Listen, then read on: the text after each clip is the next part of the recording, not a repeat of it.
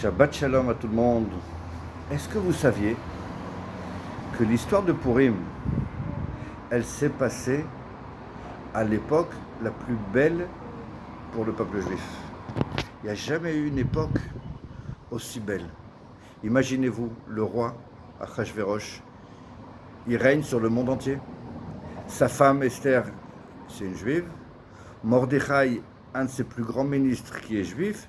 Et en plus, le roi qui lui doit une faveur parce que Mordechai lui a sauvé la vie. C'est pas tous les jours que ça arrive. C'est jamais arrivé en dehors de cette période-là. Et, chose étonnante, c'est justement à cette période-là qu'est arrivé le décret et le danger le plus grand qu'Israël n'a jamais connu. Pourquoi le plus grand qu'Israël n'a jamais connu?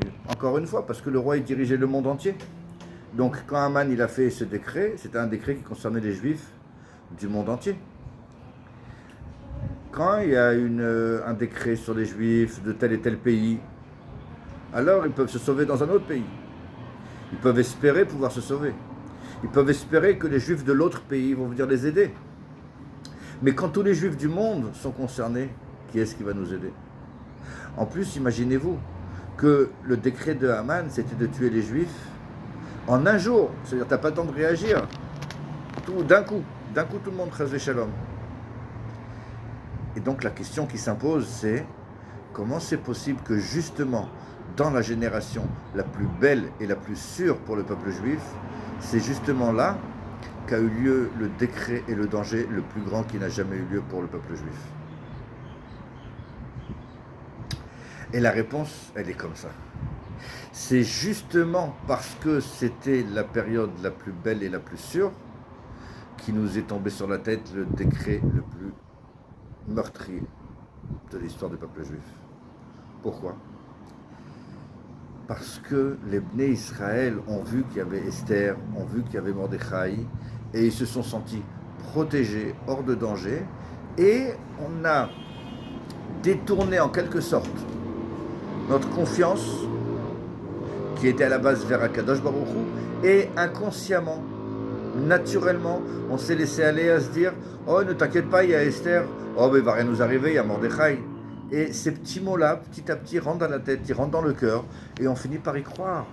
Il va rien nous arriver, il y a Mordechai et il y a Esther. Oui, mais et Akadosh Baruch Hu, il est où dans l'histoire? Alors attention, ça ne veut pas dire que Akadosh Baruch Hu nous a punis. Chachamim nous disent, c'est pas une punition.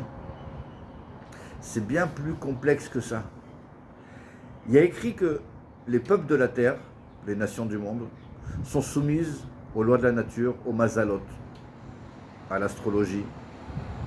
Le peuple juif, lui, n'est pas soumis à l'astrologie. Il est au-dessus de la nature, mais à une condition, une seule et unique condition. C'est qu'ils se considèrent et qu'ils vivent au-dessus de la nature. Si on croit qu'on est au-dessus de la nature, alors effectivement, on est au-dessus de la nature. Mais si, chas v'shalom, on arrête d'y croire, si on commence à se comporter comme si on était soumis aux lois de la nature, alors à l'instant même on devient soumis aux lois de la nature. Et c'est ce qui s'est passé. Au fur et à mesure que les Bnei Israël ont commencé à dire, comme on a dit tout à l'heure, t'inquiète pas, il y a Esther, il va rien nous arriver, il y a Mordechai, etc., etc. À force de le dire et que c'est rentré dans le langage de tous les jours et c'est rentré dans le subconscient, à ce moment-là, les Bnei Israël sont descendus sous les lois de la nature, alors qu'ils étaient à la base au-dessus des lois de la nature. Et si je vous raconte ça aujourd'hui, bien évidemment, vous avez compris, c'est parce qu'on est dans une situation un petit peu similaire. On a une guerre, même plusieurs guerres, on va dire. Et on a tendance à dire, et c'est normal de le penser quelque part, vous inquiétez pas, on a une armée, vous inquiétez pas, on a une super armée, vous inquiétez pas, on a le dôme de fer, ne vous inquiétez pas, il y a l'Amérique qui est derrière nous. C'est pas faux, mais il faut faire très attention. La seule et unique raison pourquoi on ne doit pas s'inquiéter, la seule et unique raison pourquoi on ne doit pas avoir peur, c'est parce qu'il y a Akadosh Baruch Hu qui est là et qui nous protège. Ça n'enlève en rien le mérite, l'amour, l'estime, l'admiration qu'on a pour nos soldats et pour notre armée. mais avec tout le kavod qu'on leur doit, c'est Akadosh Baruch Hu qui décide de la réussite d'une entreprise. Et aujourd'hui, notre devoir à nous, c'est de nous renforcer. Ça ne veut pas dire qu'on va mépriser ou qu'on va aimer moins nos soldats et notre armée, mais ça veut dire qu'on va comprendre et qu'on va se rappeler qu'ils sont des émissaires, des envoyés d'Akadosh Baruch Hu, mais que c'est Akadosh Baruch Hu qui dirige tout et que c'est de lui que tout dépend. Que ce shiur il soit pour la protection de tous nos soldats, policiers, pompiers, ambulanciers, tous ceux qui affrontent le danger chaque jour et qui apportent la protection pour tout le Ham Israël, Be'ezrat Hashem, Shabbat Shalom.